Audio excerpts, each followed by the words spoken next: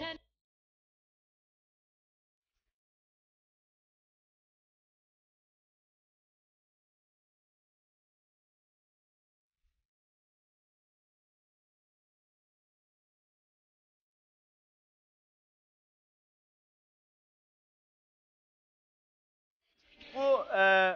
mənim əmimdir, namizət əmim.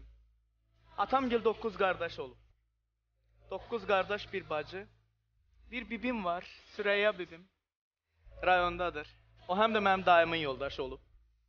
Və bax, namizət əmimi biz çox gənçkən itirdik. Onun uşaqlarını mən neçə illərdir ki görmürəm. Yəni uşaqlar, siz bu görüşü təyin eləsəniz, sizə yaxşı bir qonaqlıq verəcəm, yəni söz verirəm. Yaxşı bir qonaqlıq.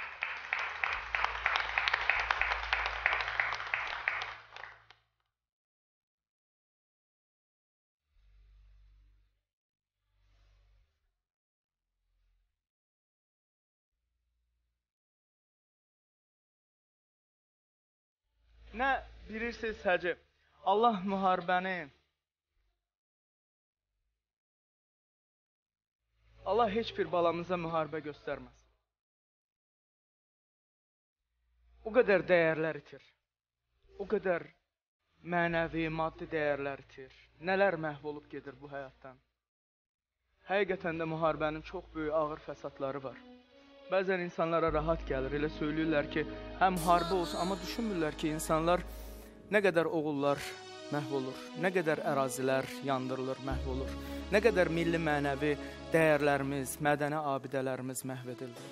Elə Şuşanın özündə biz orada olala biz hər zaman atam bizi, Allah bütün ölənlərə rəhmət eləsin, atam bizi hər zaman aparardı Qırqız yaylağına, Cıdır düzünə, Soyuq bulağa, İsa bulağına, Üzeyrin ev muzeyinə, Bülbülün ev muzeyinə. Hər zaman, hər həftə biz bir yerə gedərdik, gəzərdik, təkrar götürərdi bizi anam, atam, hər zaman. Və bax, belə bir mehribançılığımız vardı. O ev ki var ki, siz göstərdiniz uşaqlar, Təranə xanım ki, göstərdiniz ki o evi, o ev mənim nənəmgilin evi idi. O evdə bizim ən gözəl günlərimiz keçibdi. Bax, orada mənim 2 rəhmətə gedən nənəm var, anam oradadır, bibilərim oradadır. Çox insanlar var orada, xalam qızı var, əmim qızları var orada, əmim oğlanları var orada. Hətta bizim Sənan da orada var, o bələkdədir, o Sənanıdır. O bələkdə gördüyünüz o Sənandır. Bizlə çalışan, mənim oğlu hansı ki bizim yanımızda çalışır. Bilirsiniz, bir evin içərisində, bugün də ad günün sənin, təbrik edirəm səni, gəl bura.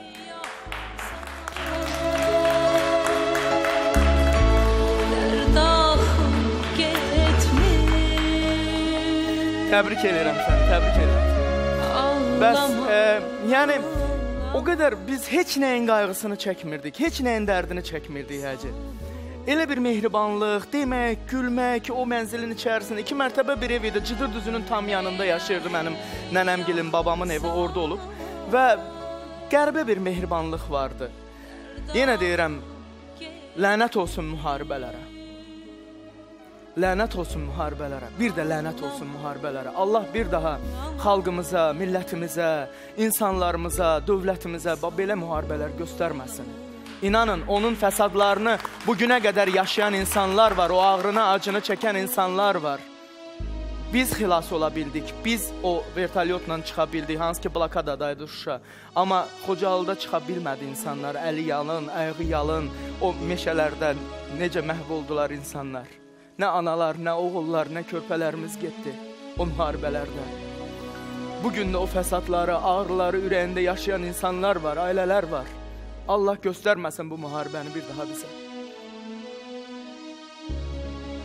Zaur bəy, bəli, insan nə qədər gələcəyinə boylansa da, keçmişini heç vaxt unutmur. Amma Təranə, bir şey deyim, insan yaşlandıqca, yaşı artdıqca keçmişinə daha çox qayıtmaq istəyir, nəinki gələcəyinə və bugünü ilə. İnsan yaşa dolduqca, hətta bioloji olaraq 80 yaşında bir kişi ilə danışırsan, görürsən ki 5 yaşında, 6 yaşında nə olubsa onu xatırlayır, amma 5 il bundan qabaq olanı xatırlamır.